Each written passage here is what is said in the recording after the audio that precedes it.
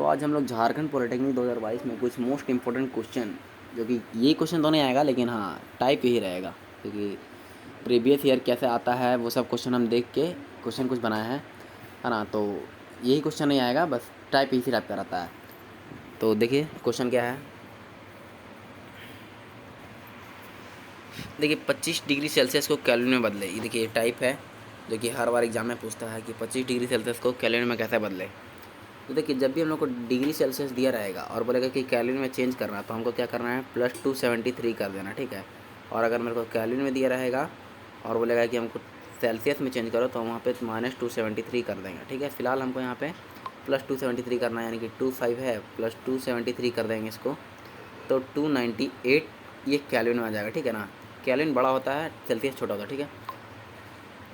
तो इस टाइप का क्वेश्चन रहेगा। आगे देखते हैं नेक्स्ट क्वेश्चन।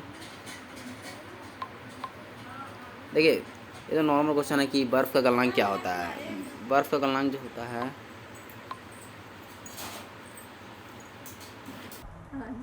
ना, तो बर्फ़ का गलनांक हो गया 0 डिग्री सेल्सियस। और अगर बोलेगा कि पानी का क्वथनांक कितना होता है, तो पानी का क्वथनांक तो हम लोग सब जानते हैं कि बचपन से पढ़ते हैं कि 100 डिग्री सेल्सियस होता है, यानी कि पानी का उबलना स्टार्ट होता है, ठीक है। और इसके बाद फिर नेक्स्ट क्वेश्चन है कि पारे का क्वथनांक कितना होता है। देखिए इसमें पारा का क्वथनांक थोड़ा सा ज़्यादा हो जाता है, तो इसका जो वैल्यू होता है 357 डिग्री सेल्सियस होता है, ठीक है ना। तो पारा का क्वथनांक हम लोग का हो जाएगा 357 डिग्री सेल्सियस, ठीक है। 4 हो गया। अब क्वेश्चन है कि मोम का गलनांक कितना होता है। ये देखिए गलनांक से क्वेश्चन ऑप्शन वाला रहता है, तो ये सबको देख लीजिएगा। फिलहाल मोम का गलनांक कितना होता है, तो मोम का गलनांक जो होता है आपका 63 डिग्री सेल्सियस होता है। कितना? 63 डिग्री सेल्सियस मोम का गलनांक होता है ना। और इसके बाद नेक्स्ट क्वेश्चन है कि बर्फ़ की गलन की गुप्त ऊष्मा कितनी होती है। एक क्वेश्चन बहुत इंपॉर्टेंट क्वेश्चन है कि हर बार ऐसा आ सकता है कि बर्फ़ की गलन की गुप्त ऊष्मा कितनी होती है। तो इसका जो 2 आंसर होता है, एक किलो जूल पर किलोग्राम में होता है, यानी कि यूनिट चेंज है। जैसे कि पहला होता है कि 335 किलो जूल पर किलोग्राम, है ना, ये पहला हो गया। और दूसरा हो जाता है आपका 80 कैलोरी पर ग्राम, ठीक है। तो ये ज़्यादा ऑप्शन में ये रहता है, ये वाला नहीं रहता उतना, तो इसको हमेशा ध्यान में रखिएगा कि 80 कैलोरी पर ग्राम, ठीक है ना।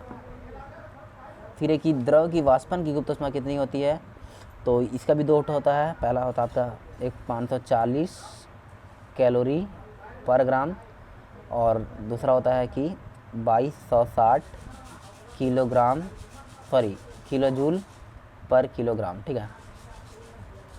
तो इसमें भी कैलोरी पर ग्राम वाला ज़्यादा दिखेगा, 540 वाला ज़्यादा इम्पोर्टेंट रहता, ठीक है।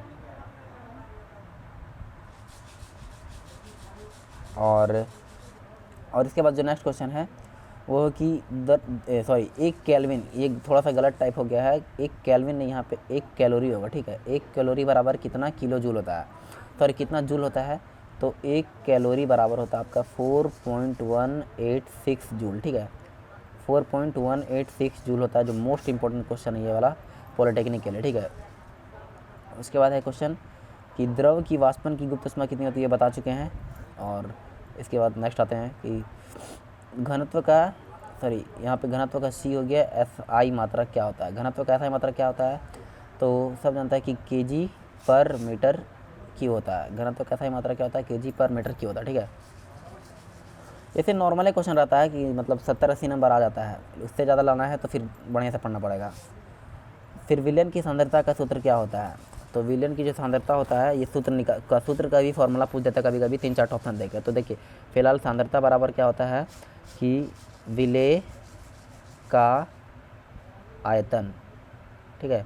विलेय का आयतन बटा विलयन का आयतन, विलयन का आयतन, और फिर इंटू 100 हो जाता है, ठीक है। तो इससे आप क्या मान लीजिए, कुछ न्यूमेरिकल टाइप की क्वेश्चन देगा, तो इसमें आप बना सकते हैं ये फॉर्मूला लगा के, विलेय का आयतन ऊपर में, नीचे विलयन का आयतन, और इंटू 100 कर देंगे तो विलयन का सांद्रता निकल जाएगा, ठीक है। फिलहाल 11 नंबर क्वेश्चन है कि कोलाइड के कणों का आकार कैसा होता है। तो देखिए 3 टो कण किसी से पूछ सकता है, जो हम क्वेश्चन आगे ला रहे हैं। फिलहाल अभी कोलाइड के कण का आकार कैसा होता है, तो देखिए कोलाइड का कण का आकार होता है 1 नैनोमीटर से 100 नैनोमीटर के बीच होता है, ठीक है। 1 नैनोमीटर से 100 नैनोमीटर के बीच कोलाइड के कणों का आकार होता है। इसके बाद क्वेश्चन है कि विलयन के कणों का आकार कितना होता है। देखिए फिलहाल आगे विलयन आया, फिर निलंबन आ गया, तो ये देखिए 3 टोकन हैगा, ये सब क्वेश्चन रहता है। तो विलयन के कणों का जो आकार होगा आपका वो सिर्फ 1 nm से भी छोटा होगा, 1 nm से भी छोटा, यानी बहुत छोटा होता है। ये छन्ना पत्र से पार भी हो जाता है, ठीक है, यानी कि 1 नैनोमीटर से छोटा रहता है, ठीक है।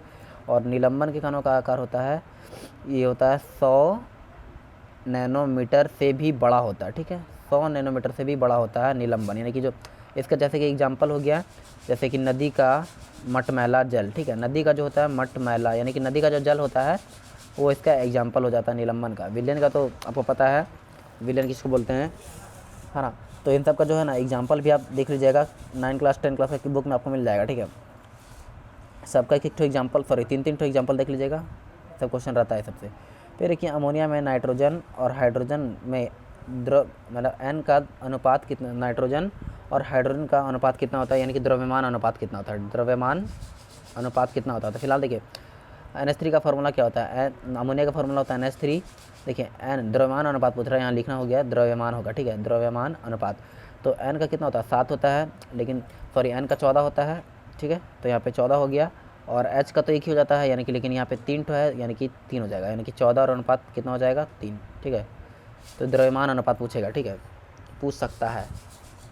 फिर है कि CO2 में कार्बन और ऑक्सीजन का अनुपात कितना होता है, वही द्रव्यमान अनुपात, द्रव्यमान अनुपात कितना होता है। तो CO2 होता है C और O2, यानी कि C कितना होता है, C का तो 24 हो जाता है, मान के चलिए C का तो से कार्बन सॉरी 24 नहीं, हाँ इसका हो जाएगा 24, 12 दूना 24, इधर O2 है यानी कि 32 दूना 64, क्योंकि ऑक्सीजन का एक होता है 32, तो 2 हो जाएगा 64, ठीक है। इन दोनों का अगर रेशियो देखेंगे तो एक हो जाएगा 4 6 24 और 4 एकम 4 और 2 बच गए, 10 है 4 6 24, ठीक है। और ये 2 3 6 और 2 8 16, लास्ट में आपका निकल जाएगा 3:8, 3:8 का अनुपात निकल जाएगा CO2 में, ठीक है। फिर है कि पोटेशियम क्लोरेट का सूत्र क्या होता है। तो पोटेशियम क्लोरेट का जो सूत्र होता है ना, देखिए पोटेशियम का हम लोग बोलते हैं के से डिनोट करते हैं, और क्लोरेट जो होता है ClO3 हो जाता है, ClO3।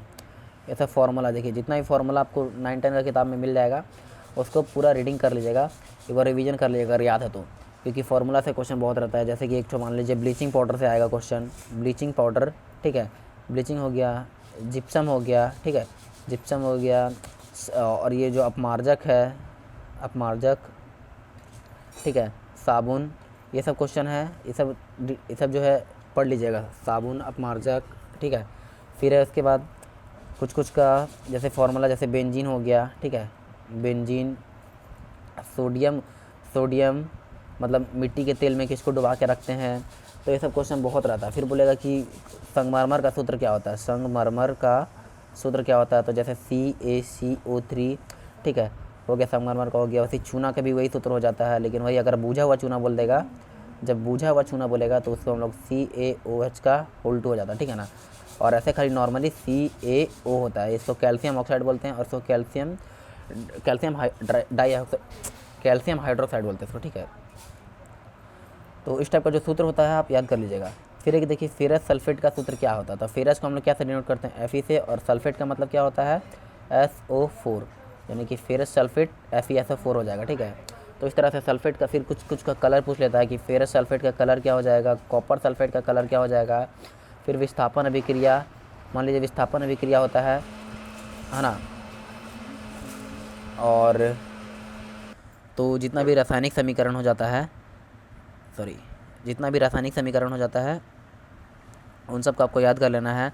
जैसे विस्थापन अभिक्रिया बताएं आपको, डबल विस्थापन जो हो जाता है, डबल डिस्प्लेसमेंट बोलते हैं उसको, वो वाला हो जाएगा।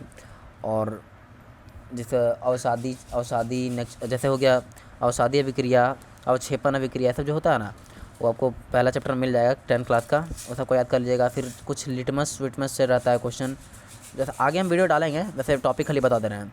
तो लिटमस से फ़िलहाल टॉपिक खाली बता रहे हैं, लिटमस से रहेगा, यानी कि अम्ल क्षार से क्वेश्चन रहता है, साबुन अपमार्जक से रहता है, फिर हीरा जैसे कार्बन के अपरूप से है आ जाएगा, ठीक है ना, उन सब से क्वेश्चन आ जाता है। तो आगे बनाएंगे वीडियो, फ़िलहाल इतना देखिए।